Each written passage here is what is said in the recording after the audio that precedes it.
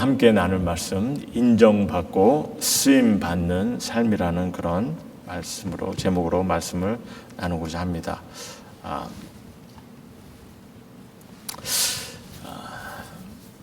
보통 많은 사람들이 그런 생각합니다. 많은 사람들이 나를 좀 알아주면 어떨까? 유명한 사람이 나를 좀 알아주면 얼마나 좋을까? 좀 그런 생각을 하시는 분도 많이 계실 것입니다. 그런데 우리 사랑하는 성도 여러분, 이 세상에서 가장 능력이 있으신 분이 여러분을 알고 계신다는 거. 하나님께서 여러분을 알고 계신다는 거죠. 그럼 여러분의 어떤 면을 하나님께서 아시기를 바라십니까? 물론 내가 보여주고 싶은 면만 우리가 하나님께 보일 수는 없어요. 그렇죠? 그러나 하나님께서 내 안에 보시기를 원하시는 것이 있다는 거죠. 그래서 우리는 그를 좀 보일 수 있도록 해야 합니다. 오늘 함께 본 본문 말씀을 보시면요, 바울 사도가 디모데와 또 에바브로디도라는 두 친구를 소개합니다. 그는 저들이 이제 어떤 면에서 주님께 인정받고 쓰임받게 되었는지 이를 보여주고 있는데, 그래서 오늘 이 시간에 이 말씀을 통해서 하나님이 바라보시는 그런 가치 있는 것이 무엇인지, 정말 하나님께서 가치 있게 여기는 것이 무엇인지를 우리가 5가지를 제가 간단하게 좀 생각하고 설명드리고자 합니다. 먼저 첫 번째는 뭐냐면은 물질의 이익보다는 이 관념에 초점을 두고 열정을 갖는 이들을 주님께서 바라신다는 거죠. 우리 하나님은요, 관계를 귀히 여기시는 분입니다. 우리 서로들의 관계를 굉장히 귀히 여기시는 분이시라는 거죠. 그래서 성경은 내게 사랑이 없으면 아무것도 아니라 이렇게까지 말씀해 하셨습니다. 아무리 물질과 성공과 세상의 명예를 얻는다 하더라도 사랑이 메말라 있으면, 사랑의 관계가 없으면 실패한 이입니다. 하나님은 그러기에 서로가 함께 열의를 품는 이들이, 그런 이들을 찾으시고 그런 삶을 살기를 원하십니다. 서로가 열의를 품고 열정을 갖는다는 것이 너무나 귀하다는 거죠. 그럼 우리가 이 열의를 품고 열정을 갖는다는 것은 무엇인지, 이는 서로의 필요를 알아주고 또 서로의 권리를 보호하려는 그런 마음을 갖는 것이죠. 서로를 향해서 열정을 품는다. 그냥 열정을 품는 것이 아니라 나름대로 정말 직접적으로 서로에게 관심을 갖고 또 필요를 알아주고 또 권리를 보호하려는 그런 마음을 갖는 거죠. 오늘 20절 말씀을 잠깐 보시면요, 여기서 이제 이는 이런 말이 나오는데 그 앞에 있는 말씀을 얘기합니다. 너희의 사정을 알므로 안위를 받으려 하는 그런 마음. 이것은 뜻을 같이하여, 그러니까 같은 마음으로 너희 사정을 진실이 생각할 자가 이밖에 내게 없습니다. 그러니까 이제 이런 사정을 알므로 안위를 받으려 하는 그 마음은 같은 마음으로 너희 사정을 진실이 생각할 자, 디모데를 좀 얘기하는데 그밖에 내게 없습니다. 이렇게 얘기합니다. 디모데는 정말 어떻게 보면은 이 남을 배려해주고 이 관심이 있어해주는, 진심으로 열의를 넘치는 그런 이임을 우리에게 말씀해주고 있습니다. 21절 말씀을 잠깐 보시면요, 그들이, 그러니까 이제 많은 사람들이 다 자기 일을 구하려고 그리스도 예수의 일을 구하지 아니하되 이렇게 말씀하고 있어요. 사실 이렇게 자기 일에만 관심을 갖는 것이, 그것이 어떻게 보면은 아주 당연하다고 생각하는 이들이 많이 있습니다. 그것이 어떻게 보면 인간의 생각인 것 같아요. 내 일에 늘 그냥 관심만 가지려고 하는 이들. 하지만 그런 관념을 나름대로 바꾸기를 좀 가르치고 계십니다. 자기 일에만 관심을 갖기를 원하는 것이 아니라 정말 서로의 사정을 위해서, 남을 위해서 우리가 좀 마음을 쓸 수 있는 그런 자가 되길 원하시는 거죠. 그리고는 이제 그리스도 예수의 일에 관심을 두라 이렇게 말씀하시는데, 그럼 무엇이 정말 예수님의 일이겠냐는 거죠. 그리스도의 일을. 20절을 보니까 너의 사정을 진실이 생각할 자, 이런 말을 합니다. 즉 남의 진심을 염려해 주고 인간관계에 열정을 갖는 것, 이것이 사실 어떻게 보면 예수님의 그리스도일이라는 것을 우리에게 말씀해 주고 있습니다. 그래서 이 주님의 일을 이거 디모데가 지금 하고 있다는 것을 우리에게 말씀해 주고 계세요. 그래서 이런 마음을 갖는 것이 너무나 귀한 것을 말씀해 주고 있습니다. 그래서 첫 번째, 우리가 보면 삶에 너무나 바쁘다 보니까 나의 일, 내 생각, 나의 바쁜 일에만 너무 초점을 둘 때가 너무 많습니다. 내가 끝내야 될 일들, 내가 감당해야 될 이런 것에만 너무 초점을 두다 보니까 주위의 관계 속에서 서로 간의 필요를 도울 수 있는 이런 일들을 신경을 쓰지 못할 때가 너무나 많아요. 하지만 성경은 또 우리 오늘 본문의 말씀은 또 주님께서는요, 우리가 늘 살아가면서 주위에 우리와 가까이 갖는 이들에게 얼마나 관심을 갖고 그들을 위해서 우리가 염려하고 기도하고 정말 사랑을 품고 그들에게 다가가고 있는지 이를 주님께서 우리에게 도전해 주시며 말씀하고 계십니다. 그래서 믿는 이로서 관계에 초점을 두고 열정을 갖는 이들, 주님께 인정받는 이들이라는 것을 기억하시기 바랍니다. 두 번째는 뭐냐면 인격의 일관성이 있는 이들입니다. 인격의 일관성이 있는 이들. 오늘 22절 말씀 보시면은 디모데의 연단을 이렇게 하는데, 사실 연단이라는 말이 다른 말로 하면은 인품이라 우리가 생각할 수가 있어요. 그래서 그의 인품을 너희가 안 하니 자식이 아버지에게 함같이 나와 함께 복음을 위하여 수고하였느니라, 이렇게 말씀하십니다. 디모데는 모든 이가 인정하는 그런 인품을 가졌다는 거죠. 사실 디모데는요, 젊은이였어요. 나이가 어린이였습니다. 근데 사실 인품이라는 것은요, 이 나이와의 관계치 않은 것 같아요. 그렇죠? 그럼 그 인품이 어디서 얻어진 것 같습니까? 오늘 말씀 보니까 자식이 아버지에게 함같이 이런 얘기를 합니다. 그러니까 하나님을 존중하고 아버지를 순종하는 데 있어서 또 그리고 그런 삶을 통해서 주님을 닮아가는 데 있어서 우리가 인품이 얻어진다고 이렇게 저는 봅니다. 그래서 우리가 정말 이 하나님께 순종하는 마음, 우리 하나님 앞에 바로 서고자 하는 그 마음 속에서 우리에게 필요한 인품이 세워지는 거죠. 이런 말이 있습니다. 어떤 적은 일에 굳건하지 못하면 모든 일에 무너지게 될 것이다. 이런 말이 있어요. 여러분은 여러분의 삶에 무엇을 위해서 굳건히 서기를 바라십니까? 무엇을 위해서 굳건히 서기를 원하시냐는 거죠. 우리가 하나님을 존중하고 또한 순종하는 자가 돼야 되는데 그 안에 우리가 굳건히 서기를 주님께서는 원하십니다. 그래서 제가 사실 이 하나님을 존중하고 순종하기 위해서 우리가 특별히 practically 실질적으로 해야 되는 것은요, 우리가 좀 진리의 말씀에 좀 굳건히 설 수 있는 자가 돼야 되는 거죠. 또 그러기 위해서는 진리의 말씀 앞 굳건히 서기 위해서는요, 말씀을 지으실 때 또 바로 볼 수 있도록 우리 마음에 좀 결단하는, 다짐하는 그런 마음이 필요합니다. 그래서 말씀에 타협하지 않는 그런 결단이 필요한 거죠.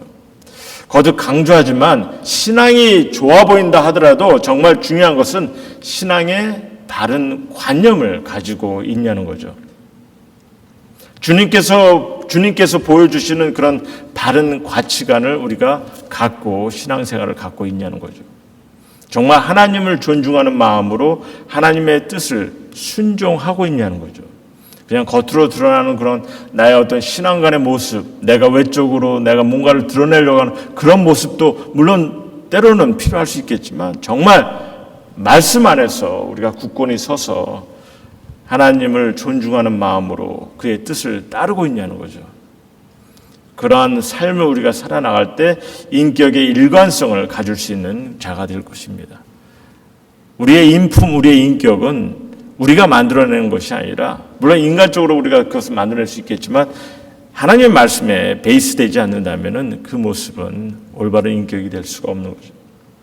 참 좋아 보이는 성격은 이게 남에게 잘 보일 수는 있어도 하나님께서 바라시는 것은요, 하나님께서 정말 바라시는 것은 좋은 성격, 사람의 인상에 달리는 것이 아니라, 겉모습에 달리는 것이 아니라 그 사람의 인품, 인격에 달려있다는 것입니다. 그래서 인상이 안 좋아 보아도 우리가 소망을 가질 수 있는 것이 우리 내적으로 정말 주님을 닮아가면서 우리가 주님 앞에 성령의 열매를 맺어가면서 우리의 인격과 인품을 쌓아간다면은 정말 주님께서 보시기에 귀한 삶을 살아갈 수 있는 자가 되는 거죠. 벤더빌트 대학교에 오랫동안 수학을 가르치던 그런 메디슨 세러턴 교수님이 있는데, 그 교수님은요, 시험을 주기 전에 학생들에게 이렇게 늘 당부하였다고 합니다. 오늘 여러분에게 주어지는 시험은 두 가지입니다. 하나는 삼각함수이고 삼각함수, 다른 하나는 정직에 관한 것입니다. 둘 다 통과할 수 있게 되기를 바랍니다. 그러나 만일 하나를 낙제하게 된다면 삼각함수를 낙제하십시오. 이 세상에서 삼각함수를 마치지 못한다 해도 선하게 사는 사람들은 많이 있습니다. 그러나 정직의 시험에 통과하지 못하게 된다면 선하게 사는 것은 쉽지 않을 것입니다. 이렇게 말을 하였다고 합니다. 우리가 좀 말씀 안에서 그래서 인격에 일관성 있는 자 되기를 주님께서는 원하십니다. 그래서 관계에 초점을 두고 열정을 갖느니, 그리고 좀 인격에 좀 일관성 있는 그런 삶을 살아갈 때 하나님께서 인정하는 그런 귀한 신앙의 모습이 될 것입니다. 세 번째는 뭐냐면 경쟁력이 아니라 협력하는 이들이 돼야 되는 거죠. 서로 협력하는 이들이. 25절 말씀을 잠깐 보시겠습니다. 25절 보면은 그러나 에바브로디도를 너에게 보내는 것이 필요한 줄로 생각하노니 그는 나의 형제요. 함께 수고하고, 함께 수고한다는 것은 함께 동역한다는, 동역자라는 거죠. 그리고 함께 군사된 자요. 함께 전우가 되었다는 겁니다. 그리고 너희 사자로, 너의 사신으로 내가 쓸 것을 돕는 자라, 이렇게 말씀하고 있습니다. 그래서 바울은 그를 돕는 지금 에바브로디도를 지금 형제요, 동역자요, 전우라고 이렇게 설명하고 있어요. 그럼 이 세 가지의 특성을 잠깐 우리가 본다면요. 먼저 형제라고 하는데, 여러분들 형제라는 말은 이제 어떤 의미겠습니까? 형제라는 것은 가족이라는 그런 말인 거죠. 여러분들 성경을 보시면은 기독교인들 간에 가장 많이 쓰여지고 있는 존칭이 뭐냐면 형제입니다. brothers, brother and sister. 그것이 가장 많이 쓰여지는 존칭이에요. 신약에서만 133번이나 나오는데, 사실 우리가 잘 알고 있는 이제 집사라는 말이 있지 않습니까? 이 집사라는 말은요, 사실 어떻게 보면 이게 직분이 아니라 이 섬기는 자라는 그런 의미를 갖고 있습니다. 그래서 사실 이게 존칭어로 쓰여진 것이 아니라 어떻게 보면은 정말 그 일에 감당하는 일이 무엇인지를 설명하는 단어입니다. 그냥 섬기는 자. 그래서 집사. 그래서 사실 집사는 존칭어라기보다는 그냥 그 사람이 무엇을 해야 되는지 그걸 설명하는 그런 의미인데, 이제 요즘은 이제 이게 직분이 되다 보니까 이제 존칭어가 됐습니다. 하지만 이 서로 간에 가족 같은 그런 관계에 초점을 두고서 그때 당시 많은 존칭어로 쓰여진 것이 형제 자매라는 거죠. 서로가 형제 자매로 부르면서 가족 간, 주님 안에서 형제 자매로 협력하는 그런 모습을 저희들에게 보여준 것을 볼 수가 있습니다. 그렇기 때문에 바울 또한 에바브로디도를 형제라 이렇게 얘기하죠. 그리고 이제 동역자라고 이렇게 얘기하는데, 동역자라는 것은 이게 같이 협력해서 목표를 달성해가는 일을 이제 동역자라고 합니다. 그리고 왜 동역자가 필요하겠습니까? 왜냐하면 그 이유는요, 믿는 이들에게 있어서 서로 함께 협력을 해야 될 그런 목적과 사명이 주어졌기 때문에.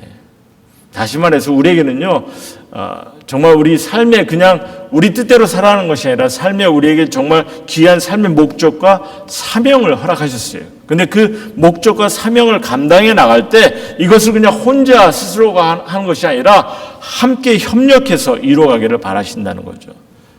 혼자서는 죽어도 할 수 없는 일들입니다. 그래서 결코 혼자 할 수 없는 것들을 함께 협력하지 않고는 할 수 없는 일들을 성경 우리에게 부탁하고 계세요. 그렇기 때문에 동역하라는 거죠. 협력해서 함께 일을 하라는 거죠. 동역자같이 협력해서 목표를 달성해 가기를 바라고 우리에게 이런 말씀을 주시는 것입니다. 전우라고 또 이렇게 얘기하는데, 전우라는 것은 성경은요, 이 기독교인이 되었을 때 우리가 감당해야 될 것이 뭐냐면 영적 전쟁이 있습니다. 영적 전쟁. 우리가 이렇게 잘 감지하지 못하지만은 이 영적 전쟁이라는 것은 우리가 주님께 다가가려고 할 때 늘 마귀가 우리를 넘어뜨리려고 하는 그런 상황들이 주어집니다.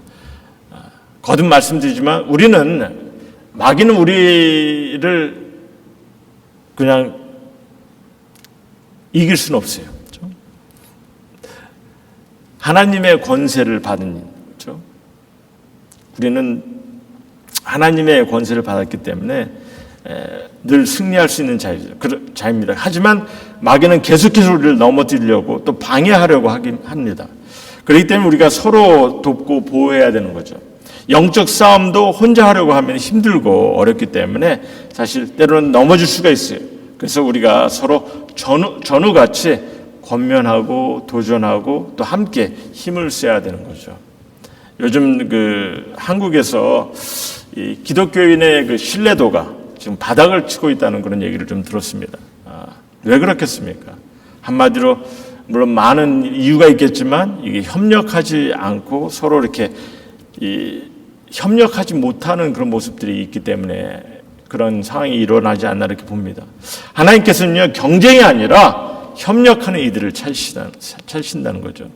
교회가 갈라지는 것이 아니라 오히려 교회가 더 협력해서 정말 건강한 모습으로 주님의 일들을 감당해가는 그런 모습을 주님께서 원하신다는 거죠. 그래서 관계에 초점을 두고서 열정을 갖느니 또 인격의 일관성이 있느니 또 그리고 경쟁이 아니라 협력하는 이들을 주님께서 정말 인정하시고 찾으신다는 거죠. 네 번째는 뭐냐면 자신의 안위보다는 주님의 일에 헌신하는 일입니다. 자신의 안위보다는 주님의 일에 헌신하는 일. 바울 사도는요, 에바브로디도에 관해서 이렇게 서술하고 있습니다. 25절에 그는 나의 형제요 동역자요 전우일 뿐만 아니라 또 필요한 일을 돕기 위해서 빌립보 교회가 보낸 사신, 사역자라는 거죠. 사실 에바브로디도는요, 사실 바울에게 도움을 주기 위해서 27절에 보면요, 오히려 그를 돕기 위해서 로마에 갔다가 병이 나서 거의 죽을 뻔하였습니다. 그러나 하나님께서 그를 불쌍히 여기셔서 이제 고치셔 주셨는데 이 본문의 배경을 보면 이렇습니다. 바울 사도가 로마에 갇혀 있었을 때 그의 사역을 돕기 위해서 빌립보 교회가 이제 사람을 보내기로 결정합니다. 그런데 거의 이제 800마일의 그 거리고 그곳에 가기 위해서는 한 6주 동안 힘든 여행을 해야 되는데 에바브로디도가 아마 자처해서 가기로 한 것 같아요. 그런데 이제 가는 도중이었는지 모르겠지만은 그 헌신 속에 고통 속에 거의 질병을 경험하게 되고 죽을 뻔한 그런 병에 걸려서 어려움을 겪는 것을 보게 됩니다. 그러나 그는 주님의 일을 위해서 최선을 다한 모습을 이제 성경 우리에게 전해주고 있는 거죠. 많은 이들이 보면은 이렇게 시작은 멋있게 근사하게 또 그렇게 하려고 하지만은 제대로 끝을 보지 못하는 이들이 참 많은 것 같아요. 때로는 좀 삶이 힘들다 보니까 아니면 이제 어려움을 겪다 보니까 뭐 뜻대로 되지 않는다 보니까 이렇게 쉽게 포기하려고 하는 이들도 많이 있습니다. 왜 그런지 아십니까? 왜 이렇게 우리가 끝까지 견디지 못하고 포기하려고 하느냐? 그 이유는요, 헌신의 이유를 모르기 때문입니다. 헌신의 가치와 기쁨을 모르기 때문인 거죠. 한 그 권위 있는 조사에 의하면은 이 교회 생활을 통해서 이렇게 교회 생활에 깊이 헌신하며 살아가는 사람들과 그렇지 않는 사람들, 그냥 일반 사람들과의 그 차이를 이렇게 봤을 때 네 가지 면에서 크게 차이가 난다고 합니다. 그 중에 가장 첫 번째는 뭐냐면 이 행복지수죠. 하나님께 헌신하는 사람들이 훨씬 더 행복감을 가지고 살아간다는 거죠, 늘. 그래서 한 60%가 아주 행복하다고 표명했고 자기 생에 만족스럽게 여기고 있다 이렇게 얘기한다고 합니다. 근데 이제 보면 한국은 지금 이 행복지수가 좀 이제 다른 나라에 비교했을 때 좀 거의 꼴찌라는 얘기를 들었습니다. 왜 그런지 모르겠습니다. 기독교인들이 점점 줄어서 그런지 아니면은 뭐 삶의 가치를 잘 보지 못하고 있기 때문인지 잘 모르겠어요. 어쨌든 이 신앙인들이 행복해하는 그런 마음이 더 크다는 거죠. 둘째는 뭐냐면은 가정생활에 있어서 하나님께 헌신하는 이들이 더욱더 건고한 가정을 세워간다는 얘기가 있습니다. 그리고 또 하나는 하나님께 헌신한 사람들이 다른 인종이나 다른 종교를 믿는 이웃과 함께 살아갈 때 오히려 그들에게 관용을 베푸고 이해도가 훨씬 높다는 그런 얘기도 있고요. 그리고 또 한 가지 마지막 네 번째는 하나님께 헌신한 자들이 이 지역 사회에서 봉사하는 데 있어서 훨씬 많은 시간과 돈과 에너지를 쓰고 있다는 얘기를 들었습니다. 그래서 이게 하나님께 헌신한다는 그 자체가 어떻게 보면 정말 우리 삶에 있어서도, 우리 주어진 삶에 있어서도 굉장히 풍부한 모습으로, 또 기쁨에 넘치는, 행복에 넘치는 그런 삶으로 이어가는 것을 우리에게 보여주고 있다는 거예요. 그만큼 이 하나님께 헌신하는 그 모습의 가치와 기쁨을 안다면은 정말 우리 삶 속에 더없이 주님께서 뜻하시는 그런 귀한 삶으로 우리가 살아가는 것을 경험하게 될 것입니다. 그래서 관계에 초점을 두고 열정을 갖는 이가 되어야 되는 것이고, 인격에 좀 일관성 있는 이, 그리고 경쟁이 아니라 협력하는 이, 그리고 자신의 안위보다는 주님의 일에 헌신하는 자, 이런 자가 정말 주님의 인정함을 받는 이라는 것을 기억하시기 바랍니다. 마지막으로 용기를 가지고 희생을 감수하는 자들입니다. 용기를 가지고. 우리는 사실 희생보다는 보면은 이제 우리 재정의 안정 아니면 가정의 안정에 더 익숙해 있는 이들입니다. 그래서 사실 희생이라는 것이 쉽게 나오지 않는 그런 모습인 것 같기도 합니다. 하지만 하나님께서는요, 용기를 가지고 좀 희생을 감수하는 자를 찾으신다는 거죠. 오늘 29절 30절 말씀 잠깐 보시면요, 이러므로 너희가 주 안에서 모든 기쁨으로 그를 영접하고 또 이와 같은 자들을 존귀히 여기라. 여기서 그가 에바브로디도죠. 그가 그리스도의 일을 위하여 죽기에 이르러도 자기 목숨을 돌보지 아니하는 것은 나를 섬기는 너희의 일에 부족함을 채우려 함이라. 이렇게 말씀하고 있어요. 자기 목숨을 아끼지 아니하였다는 거죠. 그래서 그만큼 희생을 감당하면서 주님의 사역에, 주님의 일에 정말 열심을 가지고 봉사한 자임을 우리에게 말씀해 주고 계십니다. 그럼 여기서 좀 제가 말씀을 마치면서 진지하게 좀 현실적인 것을 좀 생각해 보아야 될 것이 있는데, 우리가 과연 그럼 어떠한 희생을 감수할 수 있냐는 거죠. 여러분이나 제가 무슨 선교사가 되겠다고 결심한 것도 아니고, 그래서 어떠한 우리가 희생을 우리가 좀 감수할 수 있는지 좀 우리가 한 가지만 좀 생각해 본다면은, 사실 제가 목사로서 여러분들에게 도전의 시간이 되기를 부탁하는 것은요, 사실 임마누엘께 제가 와서 보면은 굉장히 우리 성도님께서 서로 간의 이 친교와 또 하나가 되는 것에는 두말할 것이 너무나 잘 하시고, 또 그 일에 굉장히 협력한 모습을 보게 됩니다. 하지만 우리가 좀 한 가지 좀 더 정진해 가는 것에 좀 힘을 쓰고자 하는 것이 있는데, 제가 좀 부탁드리고 싶은 것은, 우리가 좀 오늘 말씀을 보면서도 보았지만, 우리가 주님을 믿는 것은 받은 은혜가 너무나 감격스러워서 그 은혜 가운데 우리가 신앙을 간직하며 살아갑니다. 하나님께서 정말 그의 아들, 독생자 아들 예수 그리스도를 보내시고 그를 통해서 우리에게 새 생명을 경험케 하셨어요.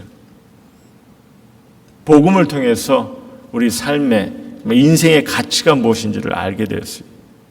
그렇기 때문에 우리가 함께 협력해서 하나가 되고 정말 주님의 가족으로서 서로 정말 교제를 나누며 귀한 시간을 나누는 것 너무나 귀하고 중요합니다. 하지만 우리가 좀 때로는 나름대로 우리에게 어떤 용기 있는 그런 희생의 모습이, 무엇에 우리가 용기 있는 희생의 모습을 가질 수 있을까 생각해 볼 때, 우리 한 가지 좀 더 제가 좀 부탁드리고 싶은 것은요, 우리 주위에 정말 주님을 모르는 영혼들을, 또 주님을 놓쳐가는 이들, 교회를 갔다가도 또 상처받고 떠나는 이들, 이런 이들이 좀 때로는 많이 있는 것을 봅니다. 그런 이들에게 우리 성도님, 우리 한 분 한 분 여러분께서 적어도 주위에 그런 분들이 계신다면은, 정말 한 명이라도 두 명이라도 그런 분들이 주위에 계신다면은, 그런 분들을 위해서 우리가 계속해서 기도하고 권면할 수 있고 그들을 주님께 이끌어갈 수 있는 그런 모습을 위해서 우리가 좀 용기를 갖고, 때로는 그런 모습에 희생이 필요한 것을 여러분들 기억하시고, 그런 모습으로 하나님 앞에 그들을 이끌어 나갈 때 주님께서 그 삶에 정말 그 삶이 얼마나 용기 있는 모습이고 또 기쁨에 찬 모습인 것을 경험케 하실 것입니다. 이게 희생에 함께 하겠다는 그 각오를 우리가 가지고 그 용기를 가지고 주님 앞에 나갈 때 주님께서 그 삶을 바라보시고 또 기뻐하시는 그런 삶이 되리라 믿습니다. 이 물이 끓을 때 보면요, 이 100도가 되어야 긁기 시작하게 됩니다. 그렇죠? 99도에 꺼져버리면요 아무 소용이 없다는 거 여러분들 아시지 않습니까? 희생을 감수하겠다는 그 새로운 결단, 어떻게 보면 우리에게 너무나 귀하고 중요한 것입니다. 그래서 여러분들께서 정말 주님께서 어떠한 삶을 인정하기를 원하시고 어떠한 자들을 찾고 계신다는 것을 우리가 말씀을 통해서 보게 되었는데, 나름대로 이제 좀 새로운 용기를 가지고, 때로는 그것이 희생을 강요하는, 희생을 요구하는 그런 용기가 될 수 있겠지만, 그러한 삶 속에서, 그 용기 속에서 여러분들께서 주위에 정말 주님을 모르는 영혼들을 위해서, 또 주님의 사랑이 필요한 이들을 위해서 용기를 내서 여러분들께서 다 하신다면은 정말 주님께서 그러한 삶에 여러분들의 삶을 또 인도하시고 그런 자들을 찾고 계심을 여러분들 삶이 직접 경험하는 그런 삶이 되리라 믿습니다. 하나님은 당신이 쓰실 자를 찾으십니다. 그리고 쓰시기에 합당한 자를 온전케 하십니다.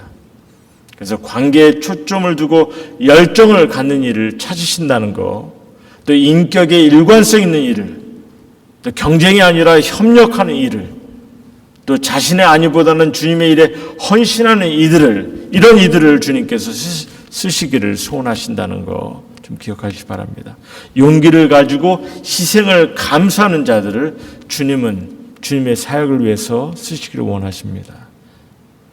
그래서 여러분들 보시면 아시겠지만 디모데와 에바브로디도 여러분이나 저같이 아주 평범한 그런 이였어요. 어떤 유명 인사, 슈퍼스타 이런 이들이 아닙니다.